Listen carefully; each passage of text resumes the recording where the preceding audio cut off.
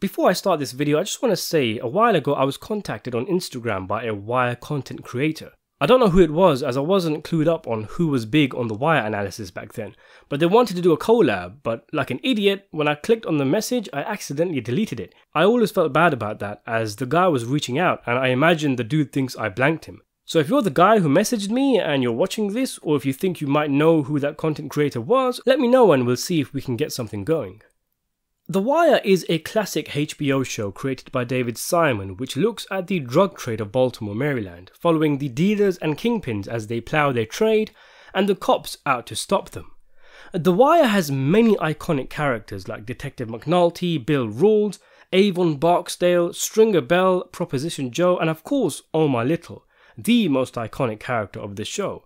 But if you were to ask who is the quintessential Wire character, one who embodies the show's spirit and is a flagstone of the many issues The Wire looks to tackle, I would argue there is a good case for Preston Bodie Broadus. Bodie is a character who starts off as a low-level drug dealer in the pit. It's thought that his mother, who was an addict, died when he was a child and he was subsequently raised by his grandmother. He began dealing drugs at the age of 13, and by the time the first season of The Wire comes around, he is a 16-year-old dealer whose fighting spirit and adherence to the street code makes him a stable Barksdale organization member. Bodie is often quick-tempered, displaying an anger and tough front which may be something of a cover for insecurities and frustrations he has to deal with, which become more apparent in later seasons, such as when the death of his brother is brought up or when he becomes jaded with the game. He is a constant presence in The Wire, often in the background, notably challenging D'Angelo's soft leadership style, gaining entrustment from Stringer, who has him perform more difficult tasks such as picking up supplies in Philadelphia, but eventually ending up as a man without a country, with a poor corner of his own after Marlo takes over most of the streets and the Barksdales are more or less wiped out or in prison. However, given his adeptness at his craft, Bodie turns the undesirable corner into a successful market, and after doing all the hard work, Marlo swoops in, and Bodie reluctantly ends up working for him. Bodie laments the way Marlo violates the rules of the streets, with him even willing to go to the police to get people like Marlo out of the game, but he is killed by Marlo's people before he is able to do so. I always liked Bodie. He is a character who starts off as an atypical street thug, someone who you actually hate after acts such as the killing of his friend Wallace, but he creeps up on you throughout the course of the show, to an extent where his death was probably the one that hit me the hardest. Bodie is the archetypal soldier of The Wire, the pawn on the chessboard who remained in that position until he is removed from the game. His life is so embedded into the game, so intrinsically part of it, that it is almost comically sad when he comes to realize there are even radio stations outside of Baltimore. Even going back to killing Wallace, it's his adherence to the street code that sees him carry out putting an end to his friend's life. And when the time comes around to do the deed, you see that he clearly isn't ready. He tells Wallace to face it like a man, not to be a boy. But it's much for his sake as anyone else's, as he wants to see Wallace as part of the game and not his close friend, to make it easier to shoot him, which he's unable to do so without Poot, who is the one who makes the killing shot. Bodie repeatedly insults Wallace, as if trying to convince himself to hate him, to push away the responsibility of the situation away from himself and load it onto Wallace. But he just can't. He knows the reality of the situation, what he's doing, he's killing his close friend. Poot is the one who actually is able to carry it out and finish the job quickly, ending his pain, Bodie's pain, and Wallace's pain. If Poot is a smart-ass pawn, if ultimately being the only one who successfully got out of the game, Bodie is a soldier with a heart. Fast forward to season 4, when after Bodie has put his heart and soul into the game, remains stuck on a corner working a thankless job. In season 1, it is he who says the smart-ass pawn line, as if envisaging a career path where he crosses the board and becomes a queen. But in his talk with McNulty in season 4, he says, "We like them little bitches on the chessboard." A moment of self-reflection where he knows he's destined to remain a pawn. He was loyal to his crew, to Stringer, to the game, and it got him nowhere in life. Bodie makes his last stand facing off Chris and Snoop, going out fighting as he did in life. Like the pawn that he is, Bodie is rooted to the spot, firing diagonally left and diagonally right. The bishop Chris moves diagonally across the street, while Snoop, the rook, comes straight down the street, and it is the knight, O-Dog, who comes out of a vacant, turns 90 degrees, approaches Bodie and takes him out. The last real OG street soldier of the Barksdale crew, Bodie's death symbolized the death of the old ways, making way for the ultra-violent and lawless era of the Stanfields. Anyway, much can be said about Bodie, but I'll leave it there for now. Be sure to subscribe for more analysis on The Wire characters. Something I wanted to talk about today is a question many fans of The Wire have pondered on regarding Bodie.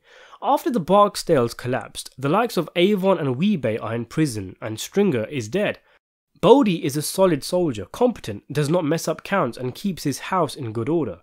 So why did he not follow the likes of Slim Charles, who he is on good terms with, and work under Slim for Proposition Joe? Wouldn't a man of Bodie's talents be useful? And wouldn't he himself see the benefits instead of just standing on a cold, deadbeat corner, forever destined to be a pawn making money for kingpins who won't even remember his name a week after he is killed? Just like many in the legitimate world do, if you're unhappy in your job, why not just straight up move? Well, there's several errors with this line of thinking, both in terms of the game and in terms of Bodie's character. Bodie cannot simply up and follow Slim Charles wherever he goes.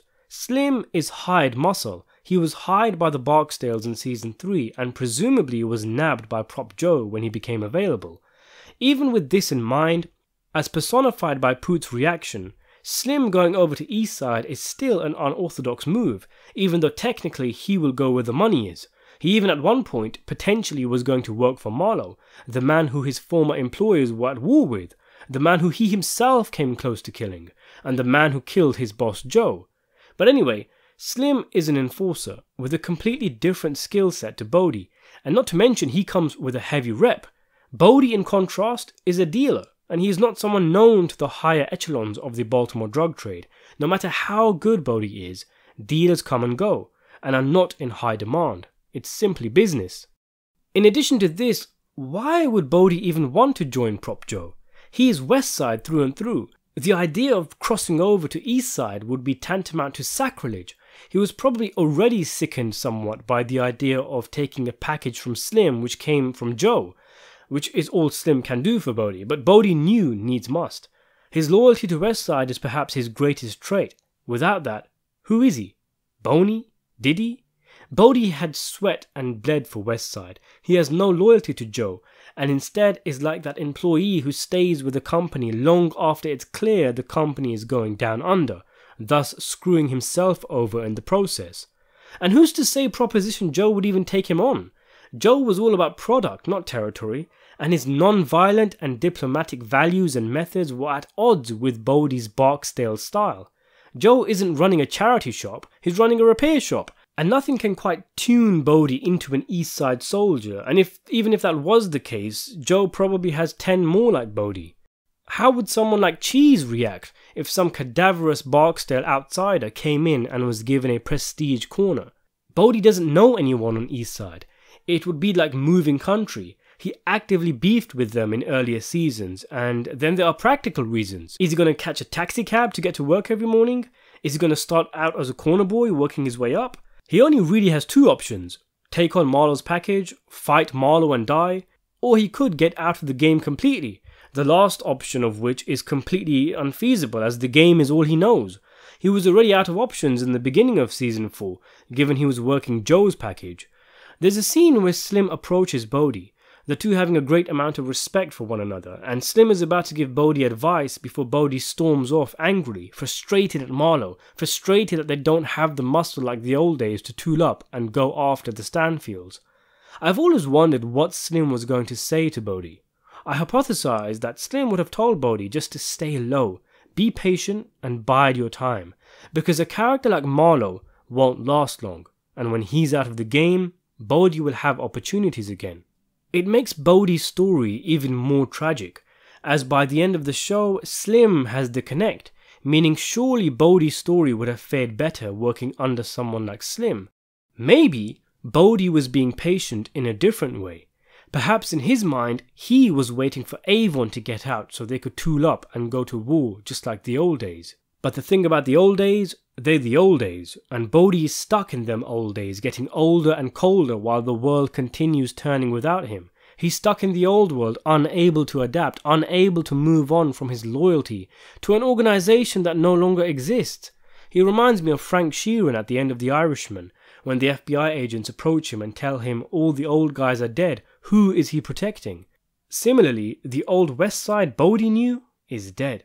It has been replaced by Marlo, whose methods Bodie becomes bemused by, and he ends up as someone who just does not belong. Even before he dies, in his final scene, as he stands on a cold corner asking about the Count and being told it's a bad day for business, with such little growth in terms of his position from season 1, where there was so much potential, the entire situation just comes off as sad and pathetic for Bodie, still here, still on a corner. At least he was able to go out with his shoulders broad. Broadus, one might say, going out like the soldier he is. So why do you think Bodie remained on his corner and didn't move with Slim to Eastside? Let me know in the comments below. And before we finish, I just want to thank my patrons Andre Millington and Nicholas Curtis, and also my channel members, the new Ongo I'm 24, Rikers and Michael Awatwi. Thanks for watching.